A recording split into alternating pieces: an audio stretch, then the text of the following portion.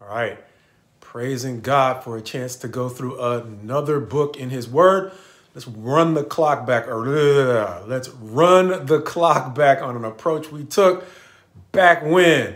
Back when we used to take 7 chapters at a time and use a theme to go through each of them. Lamentations, the book we're going through now, uses enough similarities, I guess, between the chapters that I want to take that approach. Going back to something, however, that we saw in the book of Jeremiah in the 5th chapter when it said, "What will you do when the end comes?" An appropriate question for an entire book that laments what has happened now that the end has come to the kingdom of Judah. And so with that, let's call Lamentations chapter 1. What will you do when the end comes? And you realize what you wanted wasn't what you needed.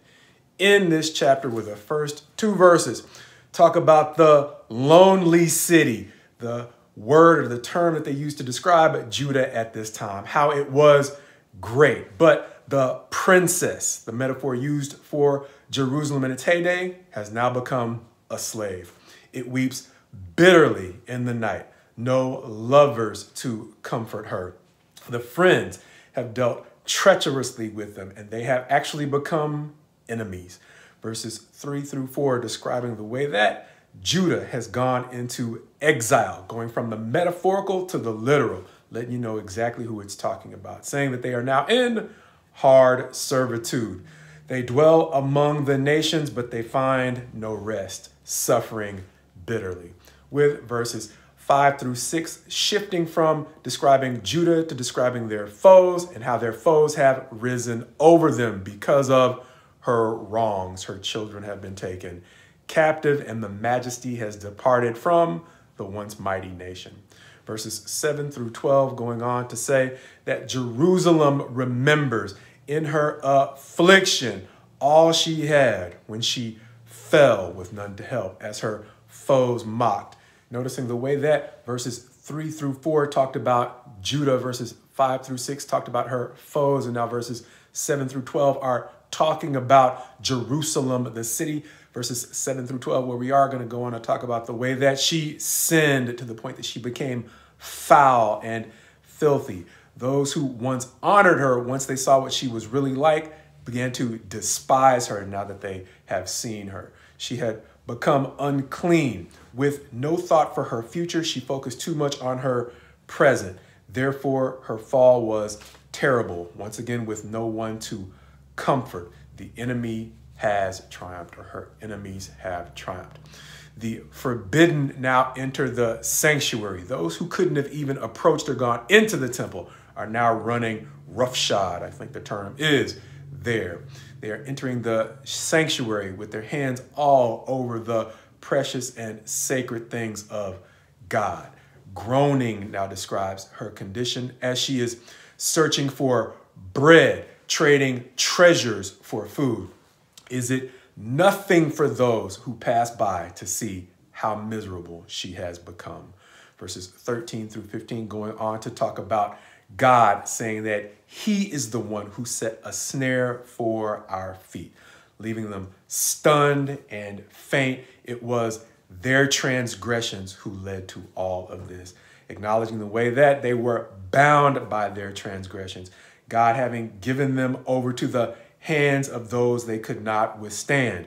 The Lord rejected their mighty men, setting an assembly against them, trotting them out as a winepress, regarding or referring to Judah. With verses 16 through 20 going to talk about her response, or Judah's response to what God has done, saying, "I weep once again with no one to comfort. Her children are desolate. Her enemy has prevailed. Zion seeks again comfort, but finds none. God has turned their neighbors into their foes. Jerusalem is a filthy thing amongst those looking on. The Lord is right. We were wrong. I rebelled," it will say. "All hear and see their suffering." Once again, referring to the way that their lovers have deceived them. Their priests and their elders have perished. saying, "O Lord, I am in distress," because once again, acknowledging their wrongs, she says, "I have been rebellious." In the streets, we are bereaved. In the house, it is like death, with verses 21 through 22 saying, once again, in that familiar theme, there is no one to comfort. Their enemies have heard, but their enemies are glad. God has indeed brought them into the day he warned them would come. However, the writer is going to make an appeal. God, now that you have dealt with us according to our sins, now bring it to them. Let their evil come before you and deal with them as you have dealt with us because of all our transgressions. This chapter reminding me more than anything of what we titled it, the way in which life brings us into times when we finally realize the things that we wanted were not necessarily the things we needed. Two of the things that they seem to have wanted that are highlighted in this chapter are respect and acceptance. Two otherwise normal desires that they craved, however, in unhealthy ways.